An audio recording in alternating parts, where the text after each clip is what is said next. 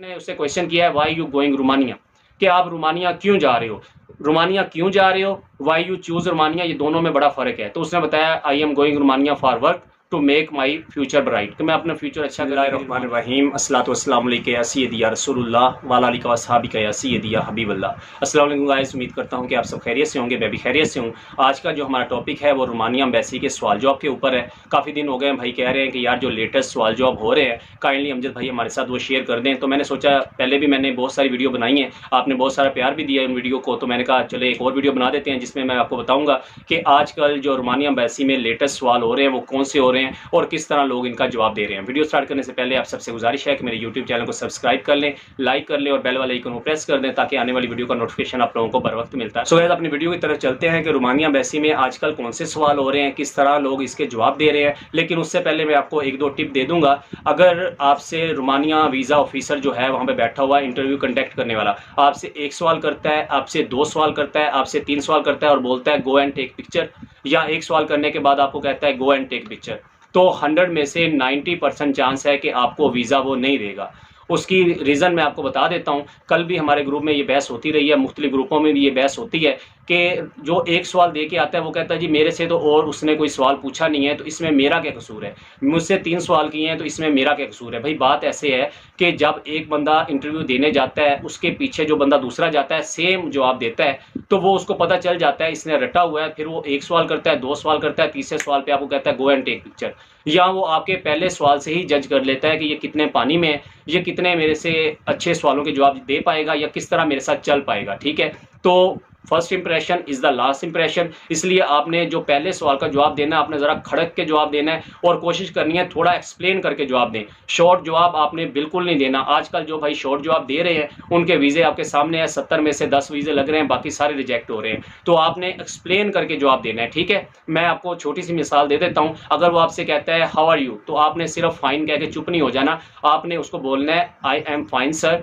Thank you, how are you, यानी कि आपने थोड़ा सा उससे भी पूछना है और एटिकेट में रह के आपने उसको जवाब देना है। तो ये एक एग्जांपल थी, मैंने कहा चलो आपको दे दूं। वीडियो लंबी हो जाएगी तो हम अपने सवाल के तरफ चलते हैं कि कौन से सवाल आजकल हो रहे हैं।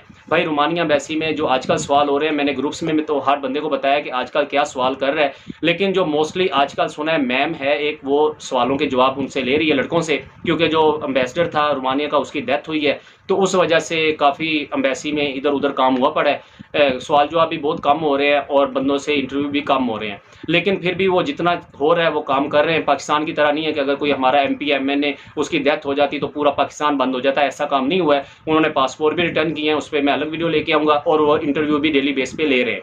लेकिन आजकल जो लड़के बता रहे हैं वो कह रहे हैं अमजद भाई एक मैम है आजकल वो इंटरव्यू ले रही है। तो इंटरव्यू में सबसे पहले जो भाई से क्वेश्चन हुआ वो ये हुआ व्हाट इज़ योर एक्सपीरियंस, कि आपका एक्सपीरियंस क्या है। ये लेटेस्ट बता रहा हूँ, ये कल जो सवाल हुए हैं। उसके बाद उसने बताया कि आई हैव 3 ईयर एक्सपीरियंस। उसने फिर पूछा कि इन विच फील्ड, उसने बताया कि I am a construction worker, unskilled construction worker. अब मुझे ये समझ नहीं आ रही कि एक बंदा कहता है कि कंस्ट्रक्शन वर्कर, उसने कह दिया जी अनस्किल्ड कंस्ट्रक्शन वर्कर। यार स्किल हो या अनस्किल्ड हो, आपने सिंपल बोलना है I am a construction worker, वो समझ जाएंगे कि ये यार कंस्ट्रक्शन का काम करता है। ये अनस्किल लगाना कोई ज़रूरी नहीं है जहाँ तक मैं समझता हूँ। ठीक है, उसके बाद उससे सवाल हुआ है कि how many kid do you have, कि आपके कितने बच्चे हैं। उसने बताया sir ma'am I have 3 kid, 1 son 2 daughter. ठीक है, उसके बाद उसने सवाल किया कि how you got this work permit, कि आपने ये जो वीज़ा या वर्क परमिट है कहाँ से लिया।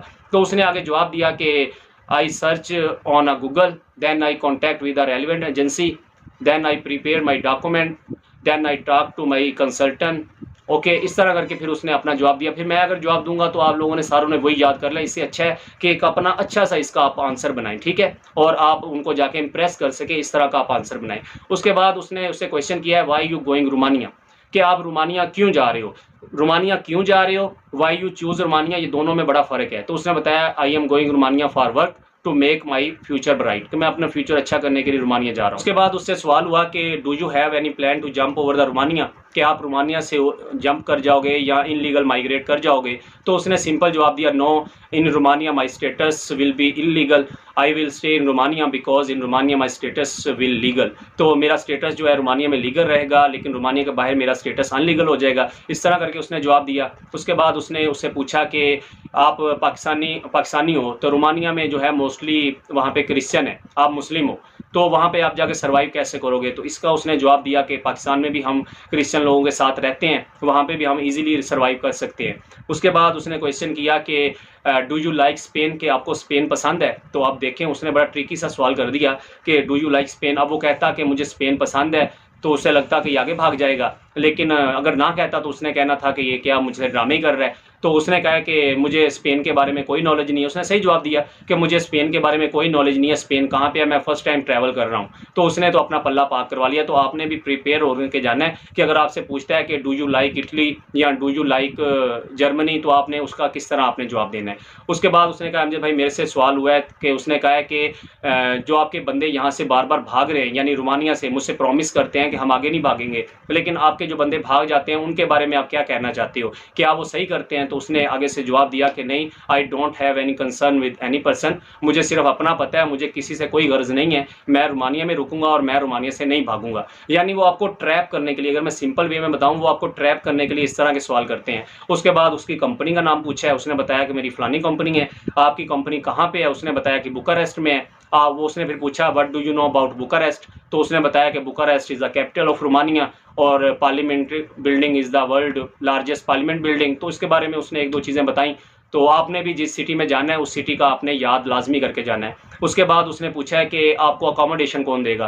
तो उसने बताया कि मेरी कंपनी मुझे अकोमोडेशन देगी। फिर उसने पूछा है कि आपकी कंपनी जो अकोमोडेशन दे रही है वो किस सिटी में दे रही है?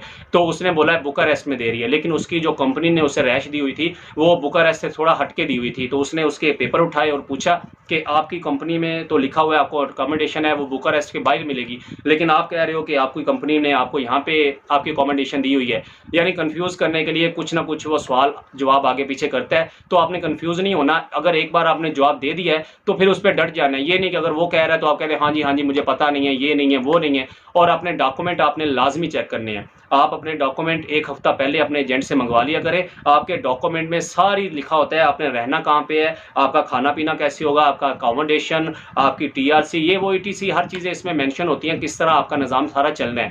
तो आप पीडीएफ में अपनी फाइल लाजमी ले लिया करो, ठीक है ना। ऑफर लेटर की फाइल अपनी लाजमी लिया करें आप। उसके बाद उसने बोला कि हमजा भाई लास्ट मेरे से सवाल हुआ कि why should I give you visa, give me a solid reason, कि मुझे एक रीज़न दें मैं आपको वीज़ा क्यों दूं। तो उसने बताया कि I am a hard worker, I am a quick learner, तो I think I am eligible for this visa, please grant my visa. तो इस तरह करके उसने जवाब दे दिया अपने से। मैंने भी यही लोगों को बताया कि यार इसी तरह ही कहना चाहिए, ये नहीं कि please give me visa, please give me visa नहीं, आप कहते हैं please grant my visa, if you think I am eligible please grant my visa. इस तरह सिंपल आप जवाब दे सकते हैं, कोई इधर उधर की बात नहीं करनी।